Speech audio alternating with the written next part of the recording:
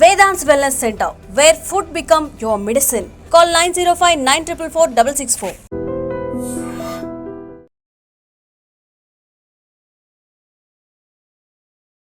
అందరికీ నమస్కారం. నేను Swaroopa Potlapalli. Welcome to iDream. హైదరాబాద్లో ఒకే రోజు 2 విషాద ఘటనలు చోటు చేసుకున్నాయి. ఉదయం హయత్ నగర్ ప్రాంతంలో ఓ అడిషనల్ డీసీపీ యాక్సిడెంట్కి గురై ప్రాణాలు కోల్పోగా, సాయంత్రం గచ్చిబౌలి ఫ్లైఓవర్ మీద జరిగిన రోడ్డు యాక్సిడెంట్లో 10వ తరగతి విద్యార్థి మృతి చెందింది. 10వ తరగతి సెకండ్ లాంగ్వేజ్ పరీక్ష రాసి వస్తున్న ప్రభాతి క్షత్రియ అనే విద్యార్థి ప్రాణాలు కోల్పోయింది. మార్చి 21వ తేదీన 10వ తరగతి పరీక్షలు స్టార్ట్ అయ్యాయి. ప్రభాతి క్షత్రియ ఫస్ట్ ఎగ్జామ్ రాసింది. అలాగే శనివారం మార్చి 22వ తారీఖున ఆమె సెకండ్ లాంగ్వేజ్ ఎగ్జామ్ రాసింది. ఆమెను రోజు తన అన్నయ్య బైక్ మీద దింపడం తీసుకురావడం అనేది చేస్తూ ఉన్నారు. సెకండ్ లాంగ్వేజ్ ఎగ్జామ్ అయిపోయిన తర్వాత ప్రభాతి క్షత్రియ అన్నయ్య అయిన సుమన్ క్షత్రియ ఎగ్జామ్ సెంటర్ దగ్గరికి వెళ్ళి చెల్లెల్ని పికప్ చేసుకున్నాడు. అక్కడి నుంచి గచ్చిబౌలి ఫ్లైఓవర్ మీదుగా వారు లింగంపల్లి వైపు వెళ్తున్నారు. లింగంపల్లి వైపు వెళ్తుండగా స్పీడ్గా వెళ్తోంది వారి బైక్. అప్పుడు బైక్ అదుపు తప్పి కింద పడడంతో అదే రూట్లో వేగంగా వస్తున్న ఆర్టీసీ బస్సు ప్రభాతి క్షత్రియ మీద నుంచి వెళ్ళినట్టుగా తెలుస్తోంది. అక్కడే కింద పడ్డ సుమన్ క్షత్రియకు కూడా గాయాలయ్యాయి.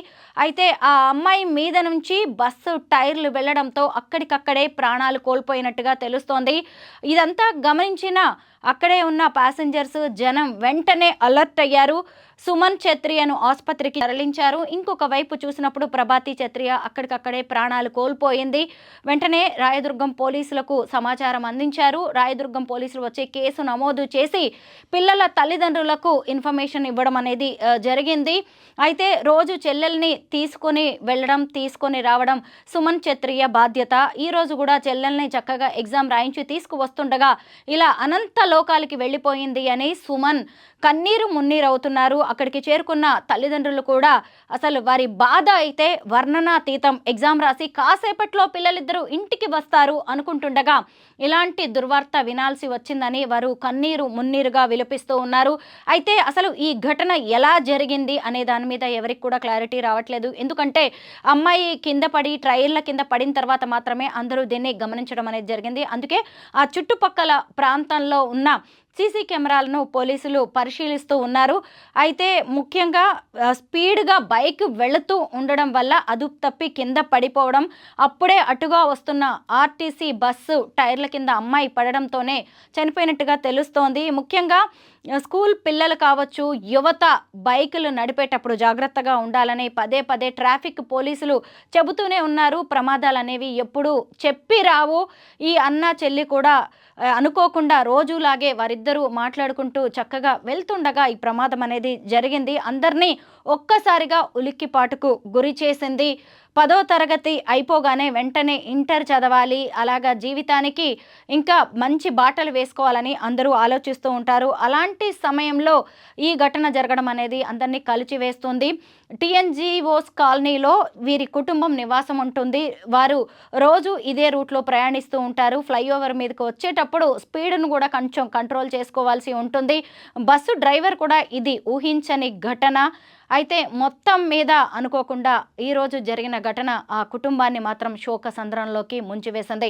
ఇంకొక వైపు ఈరోజు ఉదయమే మార్నింగ్ వాక్కి వెళ్ళి వస్తుండగా హయత్ నగర్ ప్రాంతంలో ఒక అడిషనల్ డీసీపీ నందీశ్వర బాబ్జీ అనే ఆయన కూడా యాక్సిడెంట్కి గురయ్యారు. ఆయన కూడా మార్నింగ్ వాక్ రెగ్యులర్గా చేస్తూ ఉంటారు. అక్కడ రోడ్డు దాటుతూ ఉండగా హైదరాబాద్ విజయవాడ హైవే మీద ఆర్టీసీ బస్సు వచ్చి ఢీ కొట్టడం అనేది జరిగింది. ఈ మధ్య కాలంలో చూసినప్పుడు ఇలాంటి ఘటనలు ఎక్కువగా జరుగుతూ ఉన్నాయి.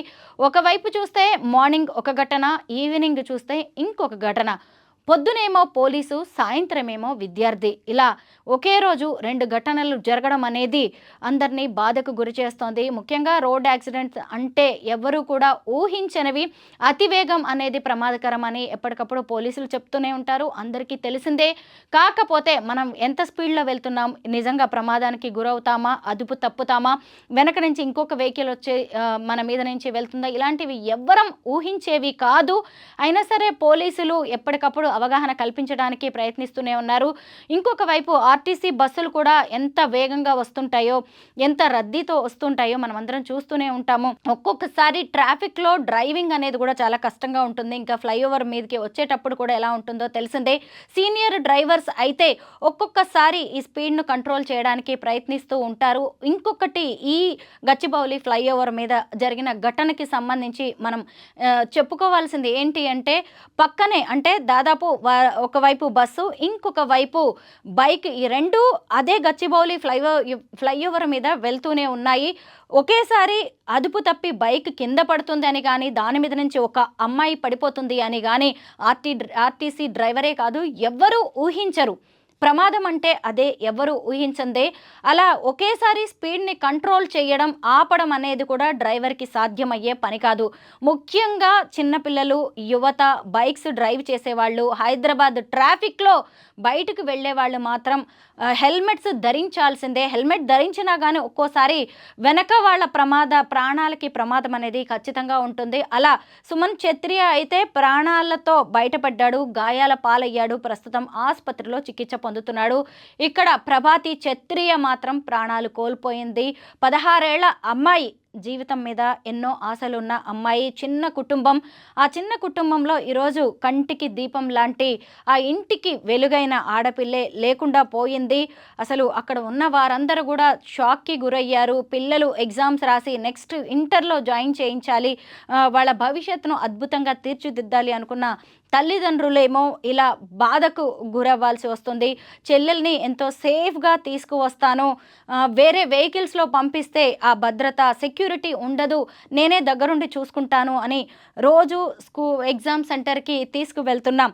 సుమన్ క్షత్రియ ఈ ఊహించని ఘటనతో షాక్కి గురయ్యాడు. తన వల్లే తన చెల్లెలు ప్రాణాలు కోల్పోయిందని అతను తీవ్రంగా విలపిస్తూ ఉండడం అక్కడి వారిని ఎంతో ఆవేదనకు గురి చేసింది.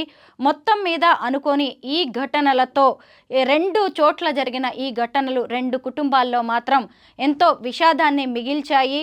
ప్రమాదాలు ఎటు నుంచి ఎప్పుడు వస్తాయో కూడా చెప్పలేం. మనం హైదరాబాద్ ట్రాఫిక్ పద్మ వ్యూహం గురించి వింటూనే ఉంటాము, చూస్తూనే ఉంటాము. అసలు ఒక చోటు నుంచి ఒక చోటికి వెళ్ళాలి అంటే కూడా చాలా కష్టంగా ఉంటుంది. ఇంకా ట్రాఫిక్ సమయాల్లో అయితే చాలా జాగ్రత్తగా డ్రైవ్ చేయాల్సి ఉంటుంది. ఎంతో సీనియారిటీ ఉన్న, ఎక్స్పీరియన్స్ ఉన్న వాళ్ళు మాత్రమే ఈ రూట్స్లో ట్రావెల్ చేయడం అనేది ఉంటుంది. అందులోనూ ఫ్లైఓవర్స్ దగ్గరికి వచ్చేటప్పుడు మాత్రం ఇంకొన్ని డ్రైవింగ్ టెక్నిక్స్ పాటించాలి, జాగ్రత్తలు పాటించాలి.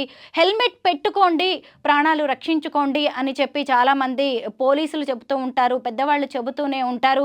అయితే మన దగ్గర హైదరాబాద్లో చూసినప్పుడు డ్రైవింగ్ చేసేవాళ్ళు మాత్రమే ఎక్కువగా హెల్మెట్స్ పెట్టుకుంటూ ఉంటారు. వెనక వాళ్ళు హెల్మెట్ పెట్టుకోవడం అనేది చాలా తక్కువ. అయితే ఇద్దరూ హెల్మెట్ పెట్టుకోవడం అనేది ఖచ్చితంగా రూల్గా పాటిస్తే కొన్ని ప్రాణాలైనా దక్కే అవకాశం ఉంది.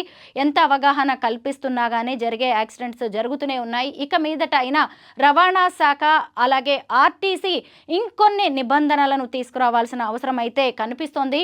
రూల్స్ తీసుకురావడమే కాదు, ఆ రూల్స్ని కఠినంగా అమలు చేయాల్సిన బాధ్యత కూడా కనిపిస్తూ ఉంది. అయితే ఇటువైపు ఆర్టీసీ డ్రైవర్లు అంటే 2 ఘటనల్లో కూడా ఆర్టీసీ బస్సులే కనిపిస్తూ ఉన్నాయి.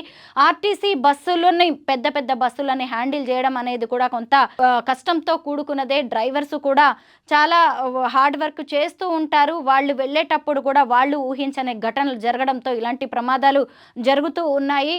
అయితే ఈ రోజుల్లో ఆర్టీసీ బస్సుల్లో ప్రయాణించడం కావచ్చు, లేదంటే సొంత వెహికల్స్లో వెళ్ళడం అనేది కామన్గా మారిపోయింది. ప్రమాదాలు ఎటు నుంచి వస్తాయో మనకు తెలీదు. మనం ఎంత జాగ్రత్తగా వెళ్తున్నా కానీ ఎదుటి నుంచి వచ్చేవాళ్ళు కానీ వెనక నుంచి వచ్చేవాళ్ళు ఎలా వస్తారో తెలియదు. కాబట్టి మన జాగ్రత్తల్లో మనం ఉండాలి అని పెద్దలు చెబుతూనే ఉంటారు. మొత్తం మీద ఇటు ప్రభాతి క్షత్రియ కావచ్చు, ఇంకొక వైపు నందీశ్వర బాబ్జీ కుటుంబాల్లో జరిగిన విషాదాన్ని, అక్కడ వారి కుటుంబాల్లో వచ్చిన వెలితిని అలాగే లోటును ఎవరూ పూడ్చలేరు. ఇక మీదటైనా ఇలాంటి ఘటనలు జరగకుండా ఎవరికి వాళ్ళు స్వీయ నియంత్రణ, స్వీయ రక్షణ పాటించడం అనేది మంచిది. ఎందుకంటే ఇలాంటి యాక్సిడెంట్లలో ఎవరిని బ్లేమ్ చేయలేము. విధి రాత ఈ రోజుకి ఇలాగే ఉందని సర్దుకుపోవడం తప్ప. కానీ రూల్స్ని అయితే మార్చాల్సిన అవసరం ఉంది. ఎక్కడైతే యాక్సిడెంట్ జోన్స్ ఉంటాయో ఆ జోన్స్ విషయంలో కొంచెం పోలీసులు కూడా జాగ్రత్తలు పాటిస్తే మంచిది. వాహనదారులు కూడా జాగ్రత్తలు పాటించాలి. ముఖ్యంగా పెద్ద పెద్ద బస్సుల్లో వచ్చేవాళ్ళు కావచ్చు, లారీలు, ట్రక్కుల్లో బస్సుల్లో ట్రావెల్ చేసే వాళ్ళు మాత్రం పక్కనే వెళ్తున్న స్కూటీస్, ద్విచక్ర వాహనాలు, బైక్స్ విషయంలో మాత్రం కొంత జాగ్రత్తలు పాటించాలి. మిర్రర్స్లో చూసుకొని కూడా వెనక నుంచి వస్తున్న వాళ్ళు, ముందు నుంచి వెళ్తున్న వాళ్ళు ఎలా ట్రావెల్ చేస్తున్నారు అని సీనియర్ డ్రైవర్స్ అయితే జాగ్రత్తలు పాటించడం చాలా అవసరం.